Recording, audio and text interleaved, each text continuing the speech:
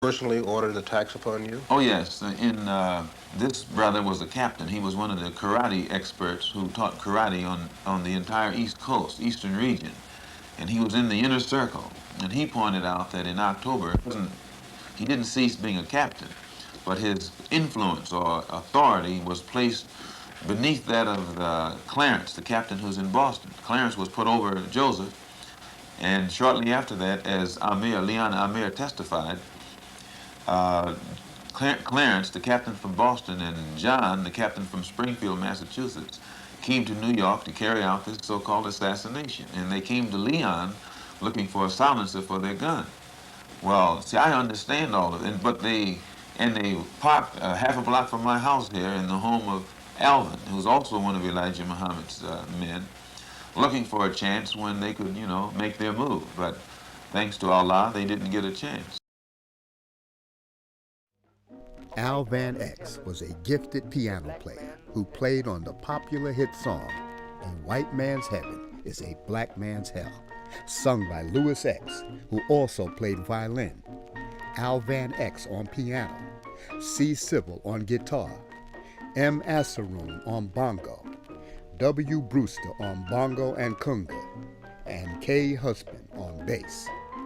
The extended play two-sided 45 RPM record was released in 1960, and it was beautifully performed by all the artists. It is now a collector's item. Al Van X was the brother of Louis X, now known as Louis Farrakhan.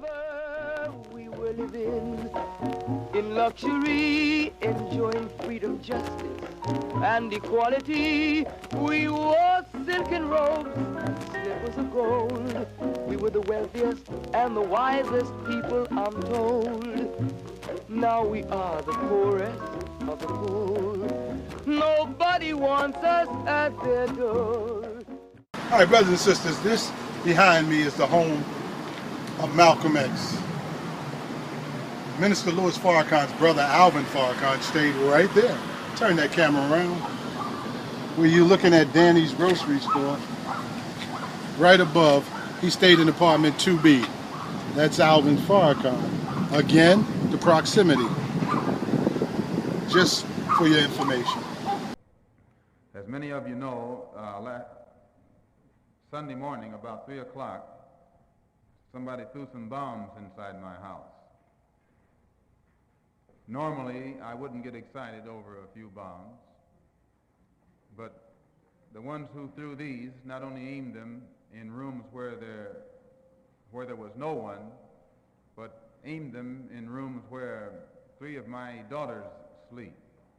One daughter 6, one daughter 4, and one daughter 2. And since I am quite certain that those who threw the bombs knew my house well enough to know where everyone was sleeping, I can't quite bring my heart to the point where it can in any way be merciful or from now on compromising toward anyone who can be that low. Especially when I heard on the news today that Joseph,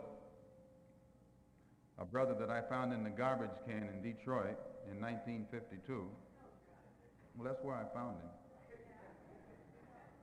him, made the statement that I had bombed my own house.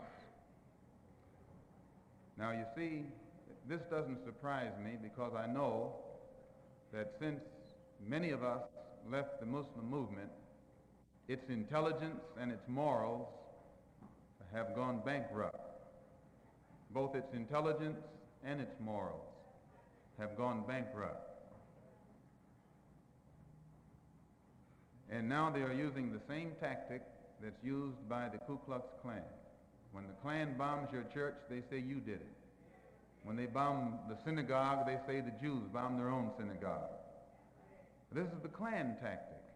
And tonight, I'll tell you why the black Muslim movement is now adopting the same tactics against black people as has been up to now the exclusive method of the Ku Klux Klan.